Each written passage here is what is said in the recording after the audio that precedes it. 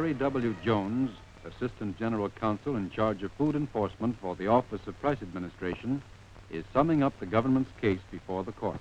Before the war, we called men like these defendants chiselers. Today they are much better described as traitors. We call them black market operators. There are hundreds of them throughout the country. Some are newcomers to the meat industry. Others are old and established businessmen who have gone into black marketing because they don't have the stamina to resist their own greed. We mean to put these black market operators behind bars whenever and wherever we find them. But we shall never be able to stamp out this vicious fraternity completely unless and until every American retailer and housewife appreciates that the roots of the black market are in citizen thoughtlessness.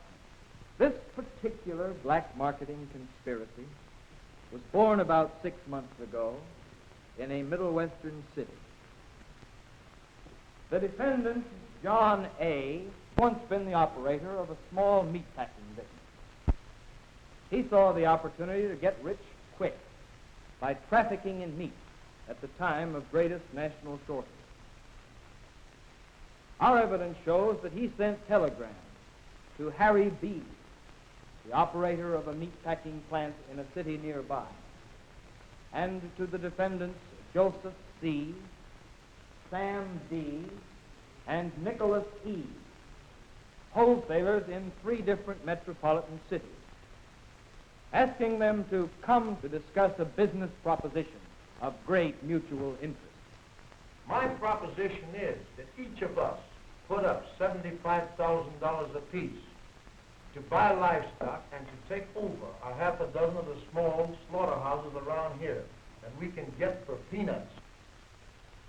Our evidence shows that beginning about the 1st of January of this year, John A. sent his runners into farming areas and as far away as the states of Texas and Minnesota. Good morning. Good morning, sir.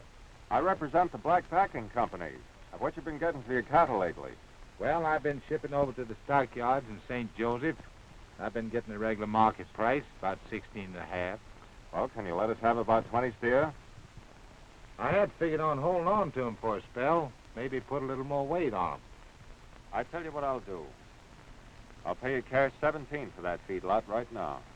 Well, what's the catch? How can you pay me $1,700 with all your dressed beef ceilings? Well, the boss just wants us to build up the business a little. Okay, let's figure out the weights. But I still don't see how you can do it. The purchasing agents for John A. attended regularly all the livestock auctions and bid higher prices than their legitimate competitors could meet. Our evidence shows that the livestock shipped to the operators of these 12 packing plants was slaughtered in violation of production restrictions and shipped to the defendant wholesalers in violation of the restriction order. Every price and rationing governing the sale of meat was violated in the course of this conspiracy. That's a pretty neat stamp. Looks like the real McCoy. Now let us shift to the distribution side of this enterprise. Joseph C., Sam D., and Nicholas E., the eastern wholesalers of the combine, sent their contact men around to retail butchers.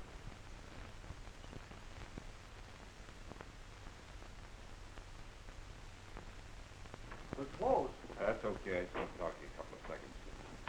Mr. Schmidt, I hear that you used to be a very good customer of a friend of ours who just went out of the wholesale business. And that you haven't been able to get any meat lately. Meat? That's all anybody asks for these days. A good customer is going across the street to my competitor. He's buying meat from Mr. Nicholas E. And E says he hasn't got any to sell me. Yeah, well, I represent Mr. C. And he heard about you. Yeah? Yeah.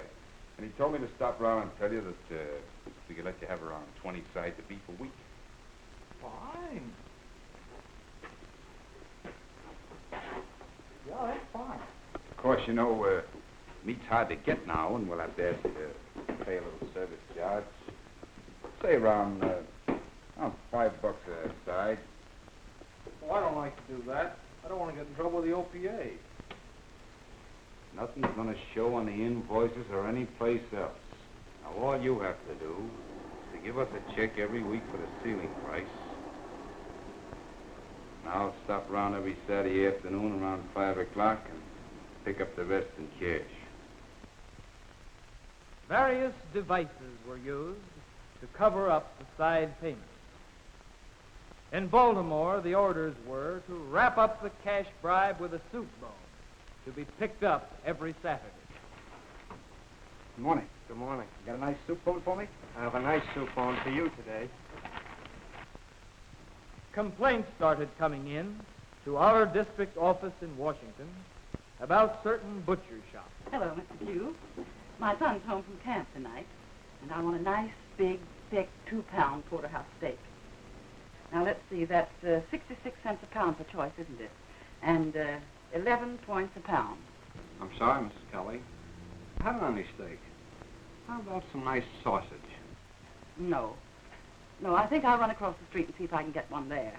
Tom told me to be sure and have a real good thick steak for him tonight. How's the steak situation today, Mr. Q? You know, I'm all out of those darn points. But after all, I've been a good customer of yours, haven't I? You certainly have. I've got one about 2 pounds. Cost you $1 a pound. That's all right. And I'll just lend you the points. That's fine. Now, Beauty? There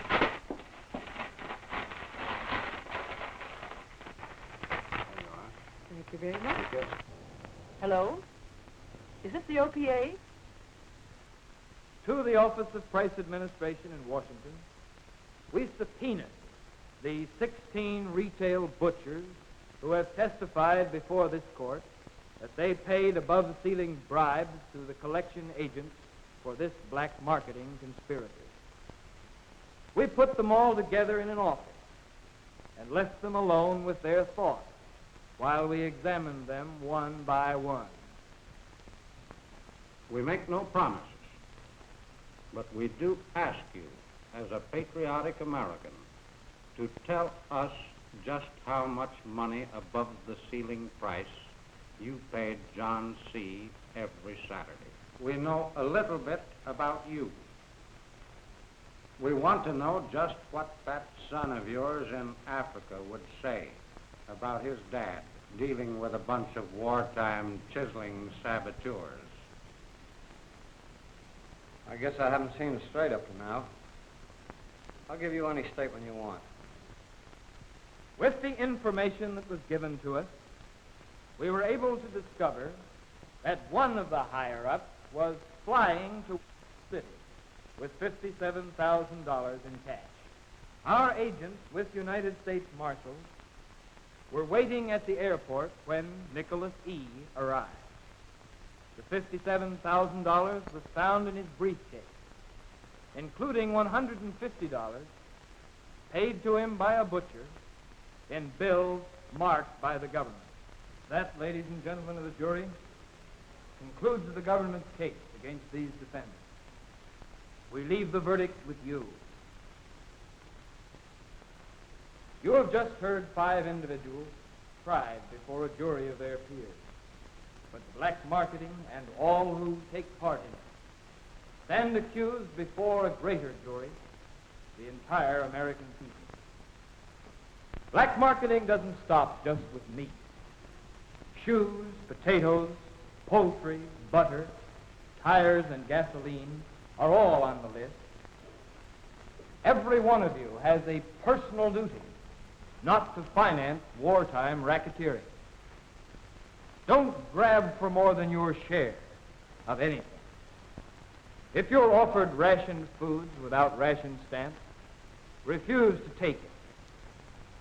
Don't be a sucker for black market prices. Never pay more than the top legal price. And if you see the law being broken, report it to your ration board. Your government must have your help to win the battle against black market.